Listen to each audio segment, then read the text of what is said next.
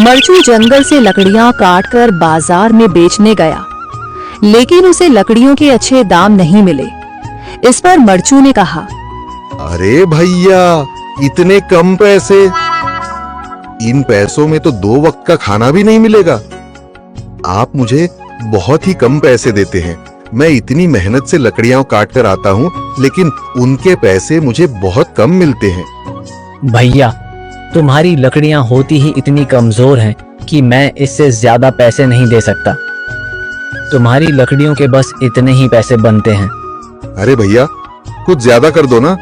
वो क्या है ना कि इन पैसों का तो कुछ भी नहीं आता। मैं अपनी जिंदगी कैसे गुजारूंगा? भैया, तुम जाकर अच्छी लकड़ियां लाओ, तभी इन लकड़ियों का अच्छा दाम मिल पाएगा, वरना इन लकड़ियों का तो यही दाम है। ये सुनकर मरचू बहुत ज्यादा परेशान हो गया और पैसे लेकर किराने की दुकान से सामान खरीदकर घर आ गया। घर पहुंचते ही मरचू की पत्नी सीता ने कहा, अरे जी, सामान ले आए आप? हाँ जी, सामान ले आया हूँ। सीता के चेहरे पर खुशी छा जाती है, लेकिन जब उसने सामान देखा, जी, इसमें तो बहुत थोड़ा सामान है। हाँ सीता, मुझे पता है कि यह सामान बहुत थोड़ा है, लेकिन मैं क्या करूं?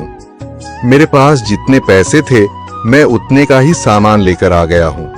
इस तरह हमारा गुजारा कैसे हो पाएगा जी? आपको तो पता ही है कि हम कितनी मुश्किलों से गुजारा करते हैं। हाँ हाँ, मुझे पता है, लेकिन मैं कर भी क्या सकता हूँ? मेरे पास इतने पैसे ही नहीं कि हम एक अच्छी जिंदगी गुजार सकें। इतनी मेहनत कर रहा हूँ, लेकिन फिर भी मेहनत का फल नहीं मिल रहा। इतनी मेहनत से अच्छी लकड़ी काट कर आता हूँ, लेकिन मुनासिब दाम नहीं मिलता। मैं तो बहुत परेशान हूँ। क्या करूँ? कहाँ जाऊँ? अरे जी, आप परेशान न हो, आप कोई और काम देख लें। मैंने कई बार काम तलाशने की कोशिश की, पर किसी ने भी मुझे काम नहीं दिया। ये सुनकर सीता भी काफी ज्यादा परेशान हो गई। मरचू से सीता की परेशानी नहीं देखी गई। उसने अपनी पत्नी सीता से कहा, मैं फिर से जंगल की ओर जा रहा हूँ। अरे जी, अभी मत जाइए ना, वैसे भी शाम हो रही है। आप कल चले जाइएगा, अभी मत जाइए। ठीक है, अगर तुम रोक रही हो तो मैं नहीं जाता। मैं कल चला जाऊंगा। इसके बाद मरचू गांव में घूमने के लिए चला गया। तभी उसे एक आदमी मिला और उसने कहा, कहाँ जा रहे हो भैया? और सुनाओ, क्या हाल चाल है? जिंदगी कैसे गुजर रही है? अरे भैया, तुम्हें तो पता है कि लकड़ियां काटकर कैसे गुजारा होता है। हाँ भैया, तुम सही कह रहे हो। और आसपास के जंगलों में अच्छी लकड़ियां भी नहीं है। इसके लिए तो जंगल के अंदर जाना पड़ेगा। पर जंगल के अंदर तो काफी सारे जंगली जानवर होंगे। मुझे बहुत डर लगता है भैया, मैं जंगल में कैसे जाऊंगा? हाँ भैया, जंगली जानवर तो होंगे, लेकिन अच्छी लकड़ियां तो वहीं से ही मिलेंगी। ये सुनकर मरचू बहुत ज्यादा परेशान हो गया, लेकिन वह आदमी बिल्कुल ठीक कह रहा था। जंगल के किनारे की सारी लकड़ियां कट चुकी थीं। अब सिर्फ जंगल के अंदर ही अच्छी लकड़ियां बची थीं। अगली सुबह मरचू लकड़ियां काटने जंगल की ओर चल पड़ा। जंगल में आने के बाद मरचू ने कहा, अरे, यहाँ पर तो लकड़ियां ही नहीं हैं।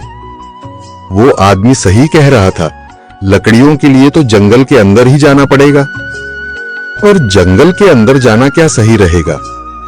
मुझे तो बहुत डर लग रहा है, क्योंकि वहां पर तो काफी सारे जंगली जानवर होंगे जो खतरनाक होंगे।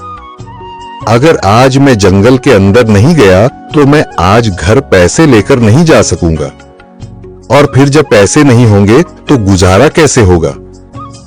मरचू जंगल के बाहर खड़ा सोचता ही रहा और फिर उसने सोचा, अरे, यहाँ पर भी कोई मजबूत पेड़ दिखाई नहीं दे रहा जिससे मैं लकड़ियां काटकर घर ले जा सकूं।